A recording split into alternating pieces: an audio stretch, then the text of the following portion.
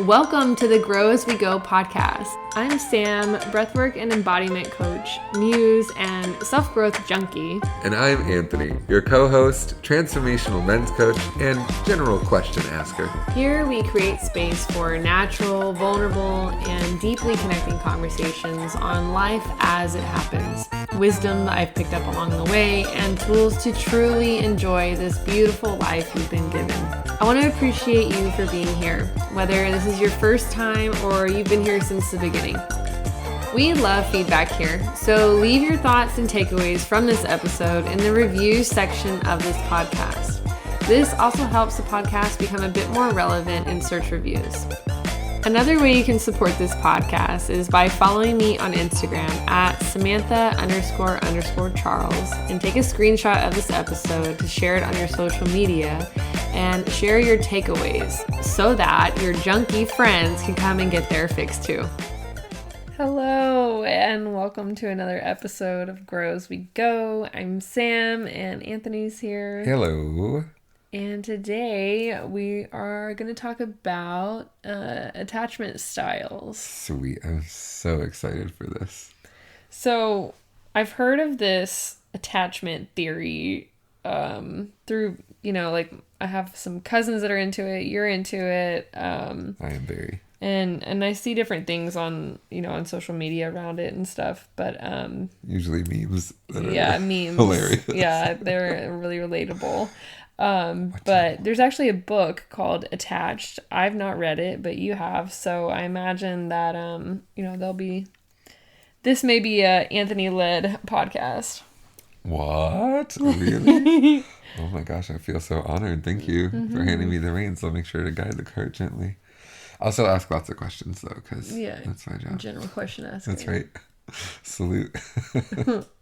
Okay, so when we get into attachment theory, specifically what we're talking about here is the 4 different attachment styles that people emulate or manifest as adults. And that is typically and often based off of the experiences that they have had as children.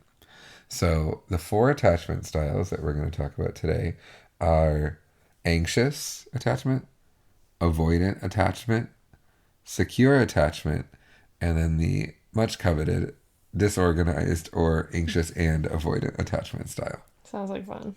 It actually is super fun. So it's funny, I've done a podcast on this topic before a long, long time ago in a galaxy far, far away.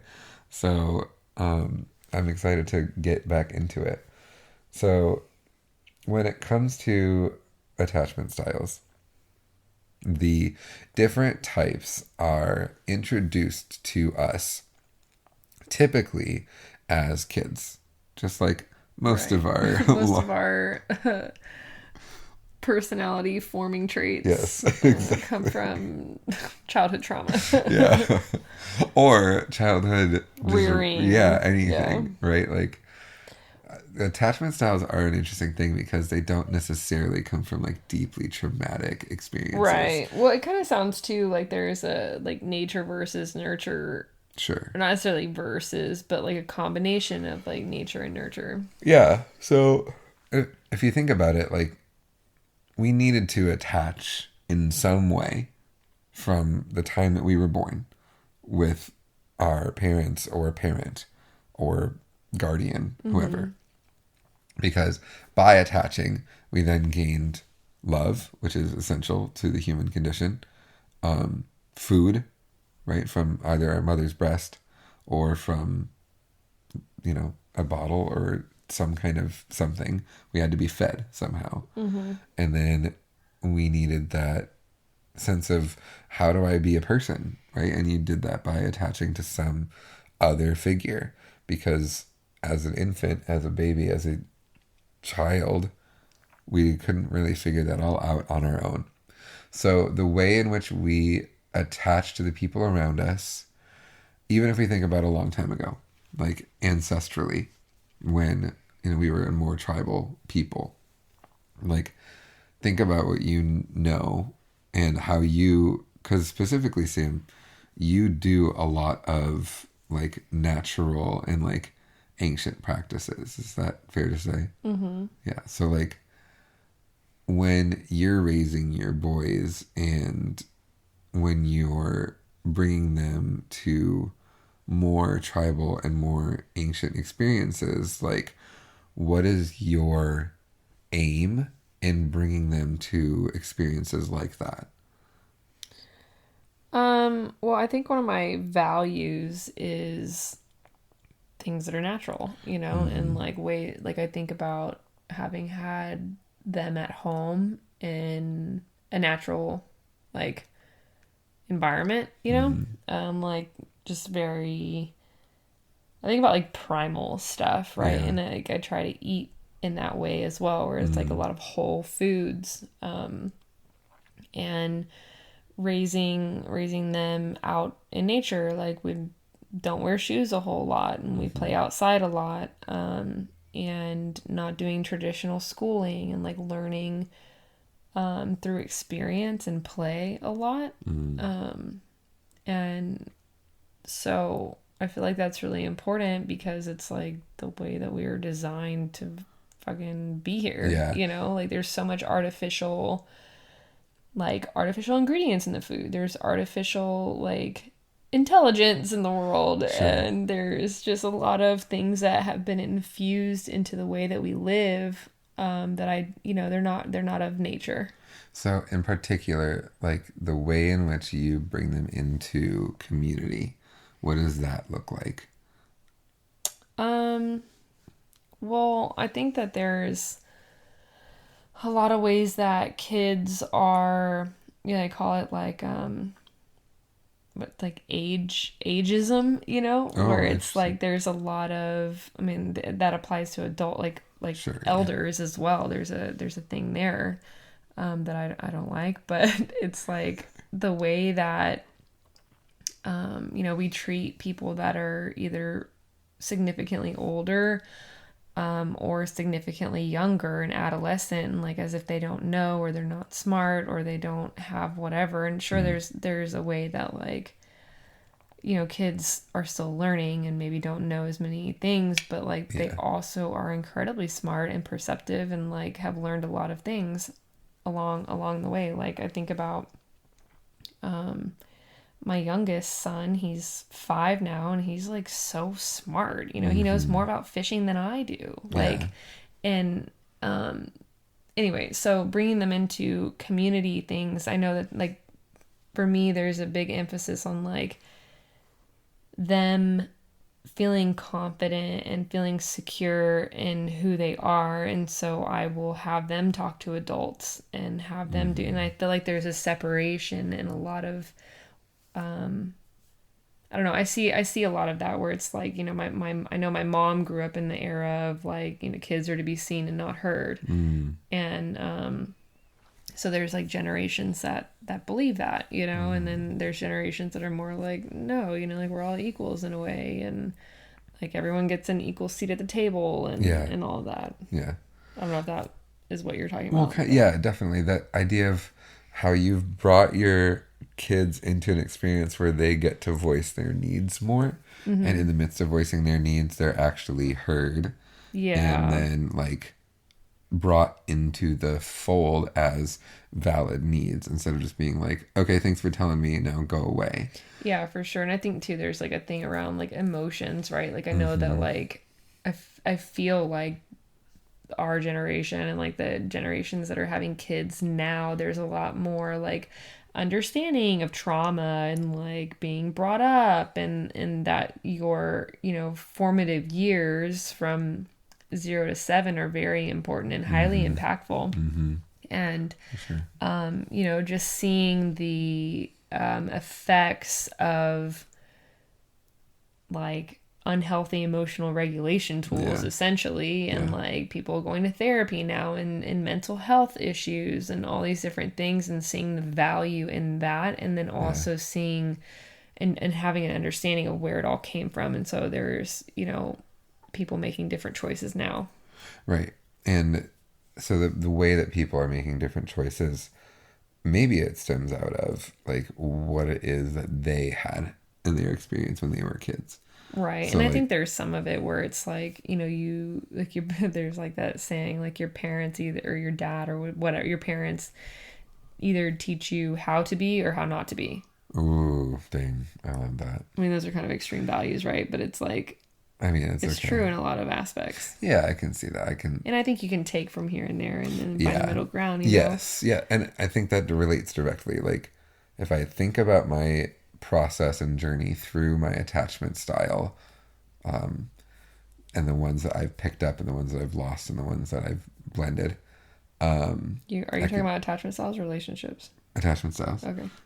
That I can very much see how that directly relates to like the way in which I have viewed that dichotomy of like I'm either want to be like or don't want to be like my parent. Like when I didn't want to be like my parent, I was very, very anxious. And when I was like, okay, I'm okay with being more like my parent is when I started feeling more secure. So in that being all that being said is like the idea is that what we do as kids when it comes to having our needs met, having our needs heard, having the experiences validated that we have ties in directly to how our attachment style plays out. So let's go through what some of them are so we can get a little bit more understanding. So the first style that we're going to talk about is anxious. Just because it's the first one in the book and because it is the one that I started off in. So I feel triggered that as a avoidant leaning person that book seems to favor anxious over to avoidant. It's so fascinating. There's like a literal line in the book where it's like anxious people have a sixth sense for danger, and if you're in a relationship with an anxious person, you actually have an incredible gift because they can see things before you might even be able to see them. And I'm like, oh, that's so sweet. And then it's like avoidance, eat trash out of the garbage. They are terrible people. It's not actually what it says, but like I feel like that's the dichotomy. Like what happens, it's not. I bet the person that wrote it is anxious. I don't know. Nonetheless, it is very interesting information, and I don't mean that to say like and I'm sure that there's a reason why it's like that, and I think you're going to explain some of that. Yeah. But it's interesting to notice that. Yeah, it's not. Let me be clear. That bias is a little bit exaggerated on the avoidance side, but it literally does say that on the attachment side. Like that is a quote from the book. So, the avoidant. The anxious attachment style. So the anxious attachment style is, to sum it up, is basically when you called out for your needs to be met as a kid, those needs were not met in a healthy or helpful way. The only way that it seemed that needs could be met is if there was this incredible persistent, incredible persistence of being like, crying out for it, truly crying out for it, like literally wailing in some cases until you got what you wanted, right? Like, and that's just. Well, I think it's interesting to think about this from like, the perspective of like a mother or a parent doing their best, right? Like, right. It's so like, and kids and their perception and the time thing, like I feel like my kids sometimes are like, oh, it's been hours, right. and like it's literally been 5 minutes, right? Yeah, and so that's a really interesting thing to think about whenever you think about like kids growing up or babies, crying because they're hungry, and it's like, was it a couple minutes or but it's like.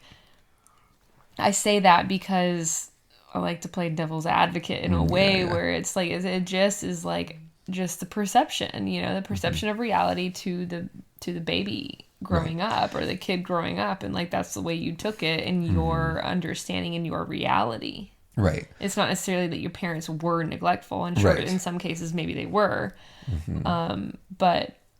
Yeah, that's just fascinating to me. It is, and I think that's what's interesting about all the attachment styles is it's all based off of how that person saw their needs being met or not being met, Right. unless it comes from like the basic needs, right? Like all my basic needs were met. Like I always had food on the table.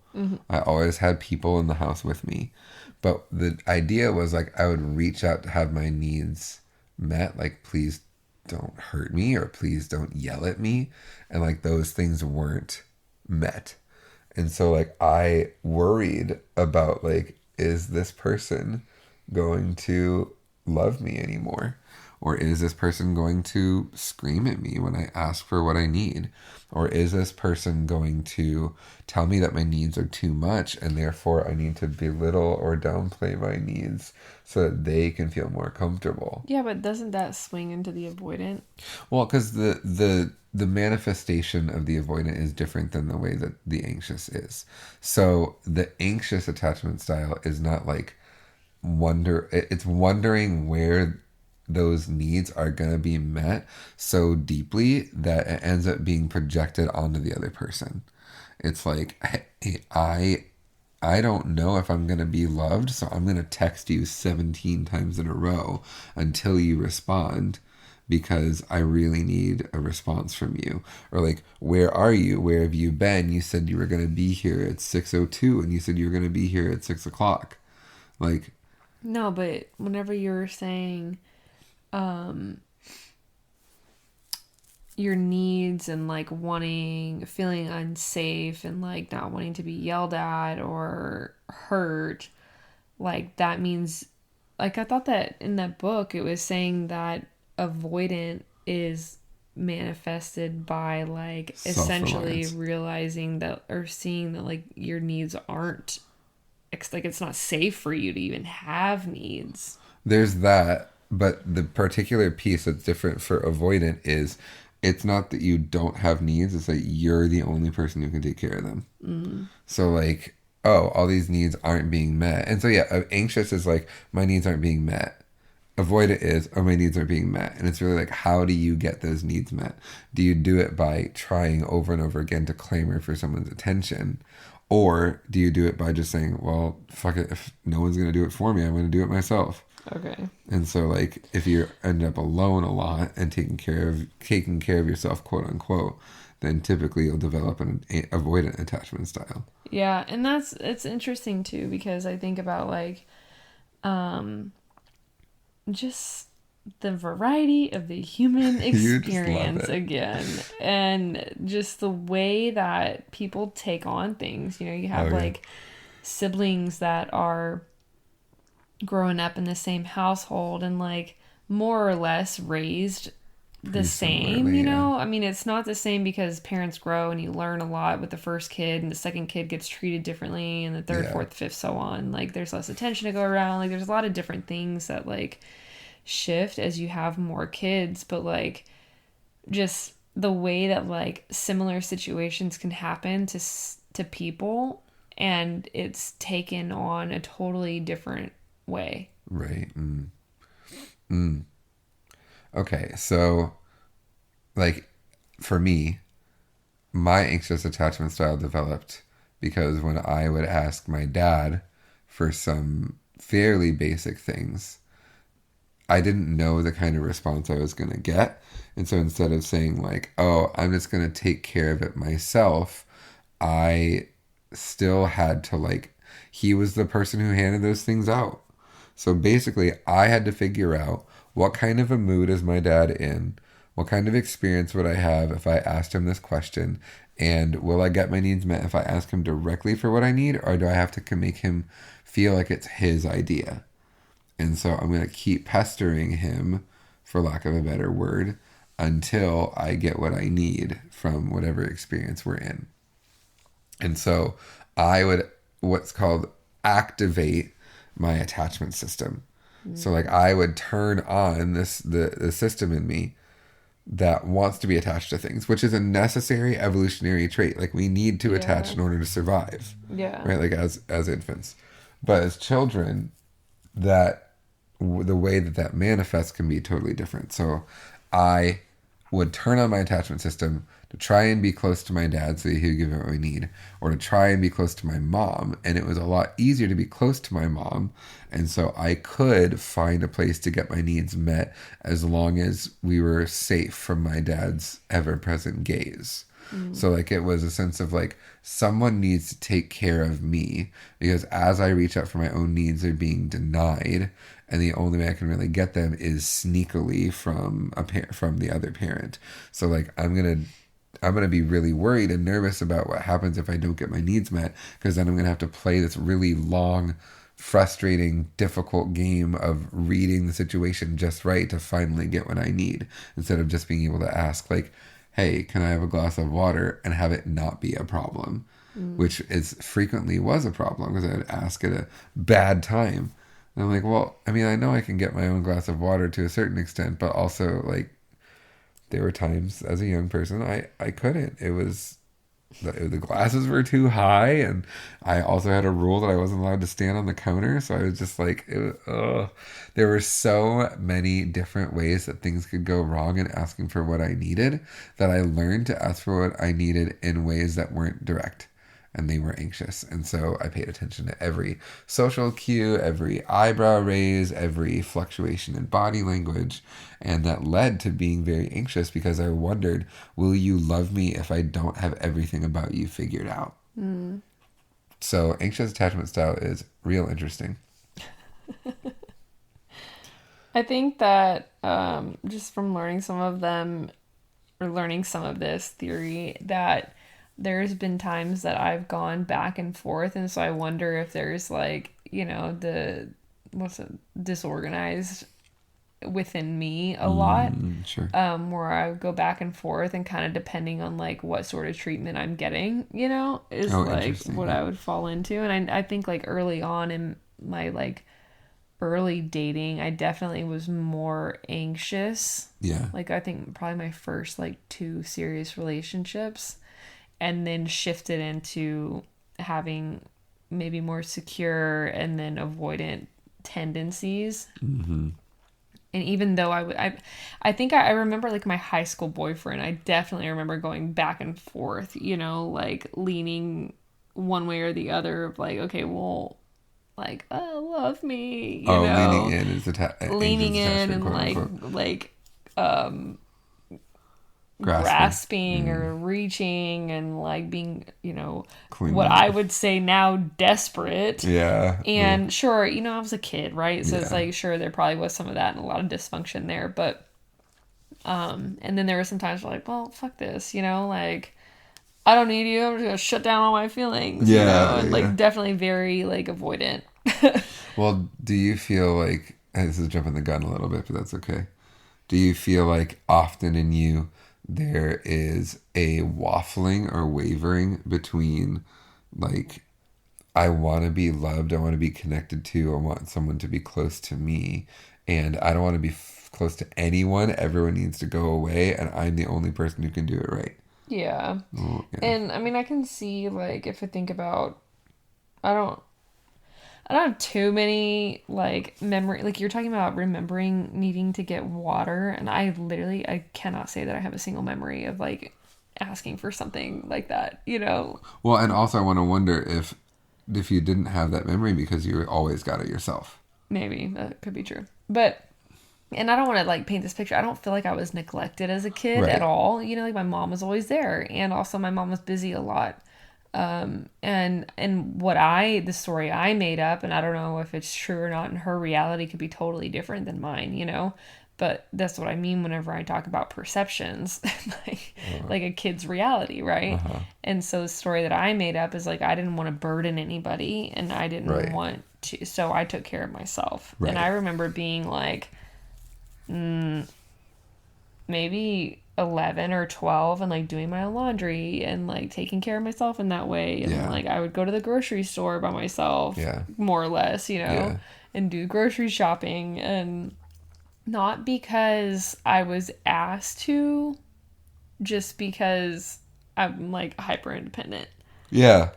And so I have memories around that like it would make sense that I would be an avoidant leaning person, and I think that's been like consistent throughout my history of relating, and I think that there's like, some anxious stuff sprinkled in there. Sure.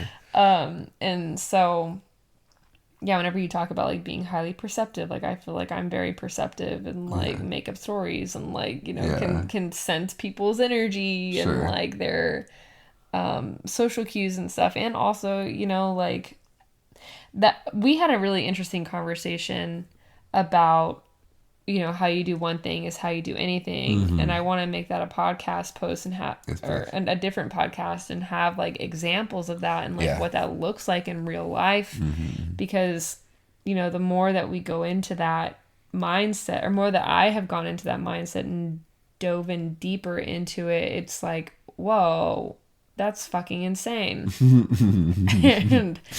And one of the conversations we had that it just like blew my mind, because I'd never really thought about it, is this whole idea of anxious avoidant attachment styles. And I'm like, I am so avoidant in so many areas of my life, like, so well, I'm just do it later. Yeah, do it later, push it off, like avoiding like all kinds of things. You're avoiding confrontation, avoiding like making plans, of like just avoiding ending relationships. It's insane.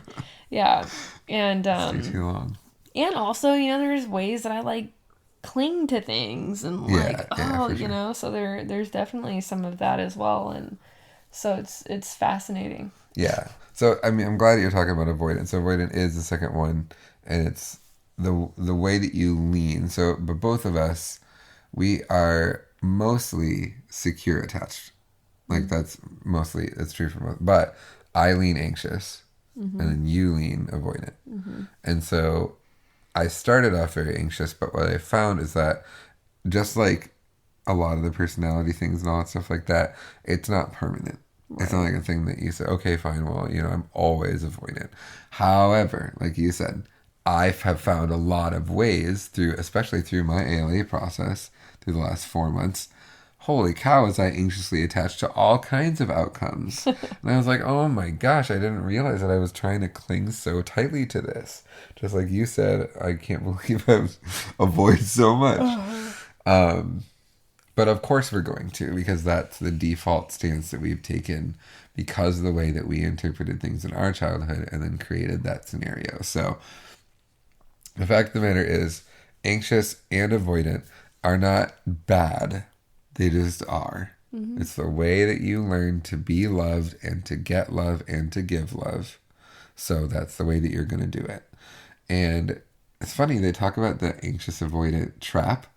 Yeah. It's like this cycle of like confirming each other's biases. Yeah. Like the anxious always thinks that people are going to leave them. So they lean in and then grab on and don't let go. Like clinging and suffocating, and like those are like extreme kind of me. Needy is what I would describe it as. Which is so funny that even as you say that, I can see your face like screw up into like a gross, so like annoying. Nasty, yeah. Like don't need anything. And then of course, what's funny is like of course that feels weird, because if you're leaning avoidant, you're like, don't need anything. Like, how could you need anything? Be self-sufficient, from okay? Self-reliant entirely. See you later, loser. Oh, that's my favorite. So, there's this interesting, like, attraction between anxious and avoidance because they confirm each other's biases. Yeah. So the avoidance says, like, hey, everyone's just going to try to cling on to me and leave me the fuck alone. Like, why can't I just do this on my own? And the anxious person says, see, the moment that I lean into someone, they just leave me because nobody can love me the way that I love them because I'm just so powerful at loving. But one of the things that's really important to remember is that the anxious avoidant perceives that activated attachment style as passionate love, and it is not. It is acting out of wounding instead of acting out of like security and understanding. So, and the same for the avoidant, right? For the avoidant, when they deactivate their attachment style. So, or any attachment whatsoever. So anxious people, anxious avoidant or anxious attached people will activate the style and be like, oh my God, something's happening. I see something happening. I see the relationship ending. I got to do something to protect. It's like Joe on You that we were watching. Oh, yeah. It's very much like I see something is happening here, so I need to do something to protect that relationship because it's super important to me. And it's like, you don't even know them yet. But through the avoidant, it's very much like, please leave me alone. Just let me be my own person and don't let anything be my responsibility at all.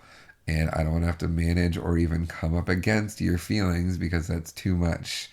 And the funny thing is that what will happen is we often think, especially as a society, that like women are the anxious attachers and men are the avoidant. But it does not matter. Like you can be any kind of attachment style no matter what.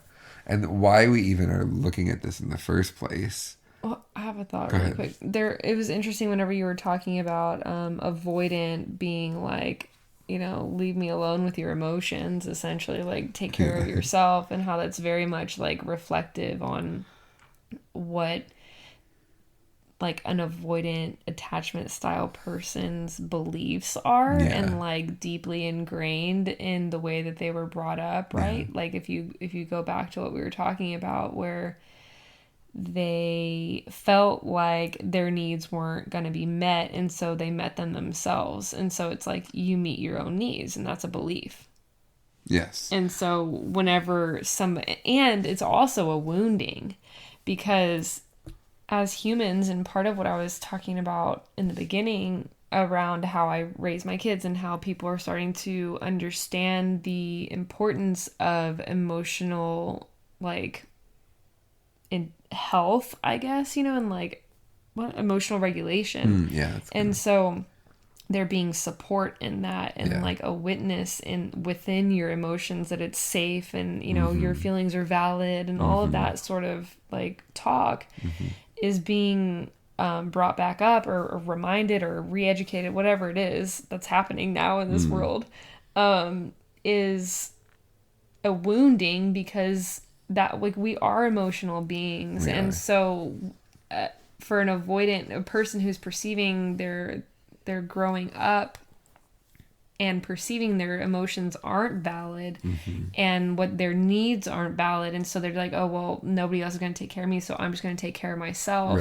And so it's like being very self-reliant and self-sufficient, and like not needing other people. And also that's a wounding, because we are designed to need people, or not need, but like be reliant on our parents, and on our like caregivers as mammals, you know, and then as a community as well. And like there's a difference between like being like codependent and also being dependent, like as a tribe, as a community, like communal species. We're meant to be reliant. And so the woundingness there is being like triggered when you get into this anxious avoidant trap, when the avoidant is like deal with your own shit, you know. It's like you're being triggered, and so you're like pushing away and like annoyed and irritated and fucking like triggered, essentially, you know, because it's like reminding you of your own woundings. So I just thought that was fascinating in my head. I feel like it took me a really long time to get there, but okay. I mean, it's interesting because then you like almost resent. This is what I find sometimes, that like you resent that someone can get what they wanted just so easily. Yeah, for sure. It's like, oh, you like have someone who actually listens to you, and like you don't have to do it all on your own. Lucky, but also I'm not going to let you know that, right? Or wow, well, it's like, so unconscious. Yeah, it's true. None of it is like on the forefront of our minds until we have conversations like this. So that's why we're doing this, is like when you're thinking about your relationship with people, anybody, the way that you lean in or lean away obviously shows up in your relationship. Like the avoidant leans away, the anxious leans in, and they expect that everyone is just going to, understand that right off the bat and not give them any kind of beef for it whatsoever. Or two, they just do it and it's not completely and totally unconscious in every way, shape, or form, and they don't ask anybody to do anything. They just, that's what they've always done. And so this is what they've always done, it's what they continue to do. So you can start to heal your attachment style and move towards a secure attachment style by first becoming conscious of it. So if you're thinking about like the next time you have a moment where, what is it that you said? You've reached your limit of love. The next time you feel like that, right? Take note of that. What's going on in the world around you? What's going on in your space? What's going on in your world that makes you say, I cannot receive any more love?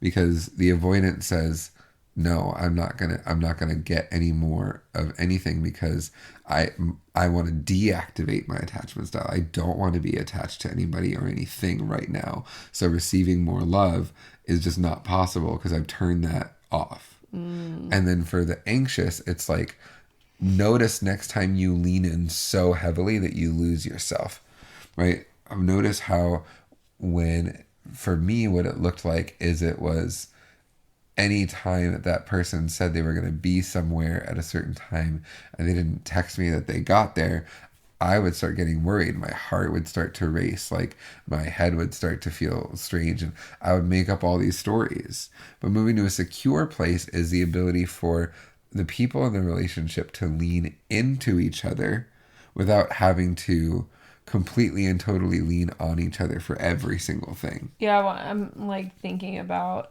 like, you know, whenever you draw a house as a kid and it's like the two poles, or like, you know, if you think about like an arch. Ooh. You know, and you have two poles standing up in the ground, and then there's like a bridge across or a board across that creates like the house that is your relationship. And then if you're anxious and avoidant, you got one leaning in and one leaning away and your house is falling over. Yeah, exactly. You know? This is not helpful. However, if you both lean in and meet halfway, instead of like, you know, the anxious leaning like all the way to the avoidance side, but you're both meeting halfway and you're able to like maintain the arc or the degree in your arc. Nice. Then you have a structurally sound. Yeah, a pyramid. Yeah. And a pyramid is the strongest shape. Yeah. Or triangle. Triangle, yeah. Triangle pyramid, same thing. You know, it's the strongest shape, and so that's really interesting. Yeah, it is. I made that up. I just want to note all that. Right. Nice work. That wasn't in the book. Nice job. I'm proud of you. Good work. You're exactly right. Like, I think the important thing to recognize about attachment styles is that we all are attached in some way, shape, or form. Like, even if you're avoidant or disorganized, avoidant and attachment, and you are wired to attach to people, but it's not in a way that is so unhealthy. So either so unhealthy that you lose yourself, or so unhealthy that you pretend you don't need anybody. Right? Yeah. You just like, I'm just gonna walk away from this relationship because you're not as easy as, you know, doing it all on my own. And then the disorganized one is like, well, I'm just gonna walk away from you, but also if you leave me, I'm gonna lose my fucking mind. Yeah, I think the disorganized one, like I've talked with a friend of mine that was saying that she felt like she was more disorganized and like figuring her way out, but it's like it would depend on who she got in a relationship with. Oh, that's because then you like form into whatever makes that trap. Oh, that's so interesting. Gosh. Because an avoidant's not going to be with an avoidant. Yeah, typically an avoidant, not for very long anyway, because it's like they both instantly, as soon as they feel that deactivation, they're both like, okay, bye. Right. And that's that. And an anxious would get an anxious also? Or? Anxious attachment style can find anxious attachment style, and it can work because they both lean into each other so freaking heavily that the moment anything is wrong. But you think that that's like where sometimes maybe people get like codependent? Oh yeah, absolutely. There's a lot of dysfunction there. But you know, it can happen, right? And it seems like it works from the outside because basically you've got two people who become each other, for lack of a better word. Like they lean so deeply into each other that they lose all sense of together, or like individuality. And so, then the relationship becomes the only entity, which I think you and I have talked about, right? The relationship being a third entity instead of like its own thing. So Yeah. Are there like tips or something in there for how to, if you're leaning, or if you're more one way than the other, like more anxious or more avoidant, are there tips on there? Yeah. Like, what do you do to try to move towards avoidant or move towards secure so you could have more like mental stability and relationship stability? Yeah, so I think the first one is to set boundaries, right? Like as an anxious person, it's saying, okay, I'm going to set boundaries for myself and say like, I'm not going to text them 30 times. I'm not going to do these things. I'm going to say, I'm going to communicate my needs. And if they're not met, I'm going to be conscious of how I respond instead of saying, I need the other person to solve that problem for me. Right? And then if you're avoidant, moving towards secure means choosing that you'll let yourself lean in a little bit when you feel that attachment style deactivate. That's what I was going to say. I feel like that's been a journey for me recently, like learning to accept like deeper levels of love and like accepting levels of love that like I haven't had before, and then feeling like, oh my God, I have reached my limit of love. I cannot do this anymore. I need to leave. Right. And then notice, having awareness, like you had said earlier. Because having awareness around that. Yeah. Leaving doesn't solve the problem. Right. It also doesn't even look like leaving all the time.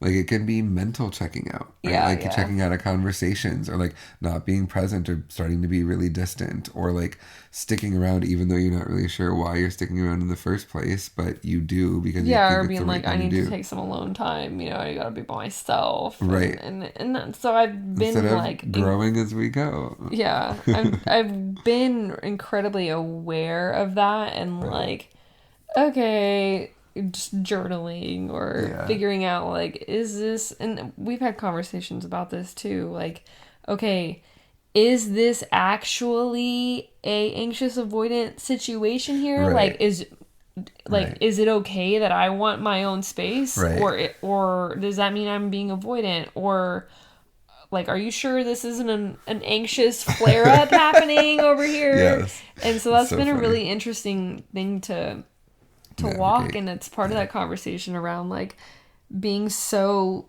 aware or so self-aware and having all these different like all this information essentially, and it's like, what? Like, which one is it? And like going back and forth and not really sure. I don't know. Like, it could be this, it could be that, and like just And the question that you get to ask yourself, and if you're feeling like, is it anxious? If you're feeling like, is it avoidant, or is it secure? A simple test is this: which is the one that makes you feel uncomfortable? Is it uncomfortable to try and spend time by yourself? If it's uncomfortable for you to try and spend time by yourself, then it's probably an anxious thing that you get to say, okay, maybe I do need to take this on my own for a little bit. And like, instead of leaning so far in that you lose yourself, you lean back and you talk to someone else besides the person that you're anxiously attached to. And for avoidant, it would be like, okay, well, instead of like going and being by yourself, because then I don't have to deal with anybody else's bullshit and I'll feel super comfortable, then you probably need to say, all right, I guess it's an opportunity for me to lean in a little bit and to say, hey, just to let you know, I'm, fighting against some of my own shit here, but I also want to be there for you in the midst of this thing that you're going through, or that I'm going through, even like open up about things that are happening in you.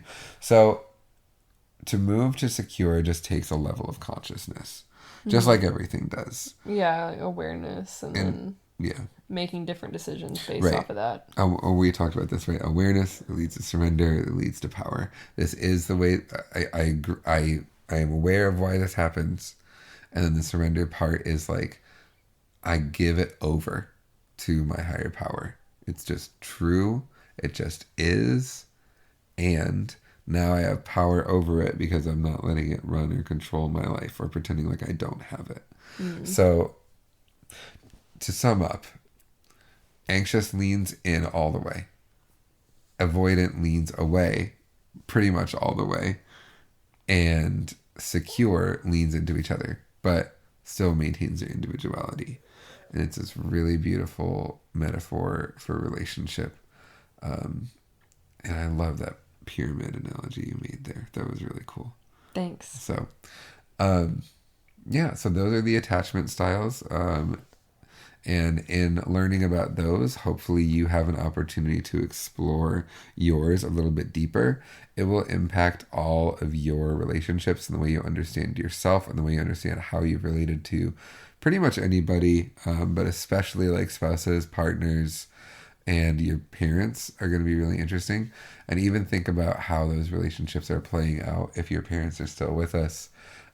In all those experiences that you have around holidays and Thanksgiving's coming up, and so it's like, oh, I need you to come here so that you can be with us. It's like, okay, mom's leaning in all the way now. So, as you're aware of that, if you could let us know the kind of things that pop up, you're like, oh, I didn't even realize that I had this anxiousness when it came to my partner. Oh, I didn't even realize I was trying to lean away from them every single time there was anything that remotely happened that made my attachment style deactivate. We would love to hear that stuff. Yeah, always love hearing feedback about the podcast and like what you learned, what you're going to implement, and also just, about your life. I'm obsessed with the variety of the human experience. So hit me up. But yeah, and if you haven't read that book and you're interested in learning more about it, I'll put a link to it in the show notes and you can check it out. It's a pretty popular book around attachment styles, and I'm sure there's lots of resources online and for you to go even deeper. But so thanks for joining, and we'll see you next time. Bye. If you found parts of this podcast interesting, useful, or at the very least entertaining, I hope that you'll share your takeaways and tag me on social media or leave a review. And we appreciate you, and we'll see you next time.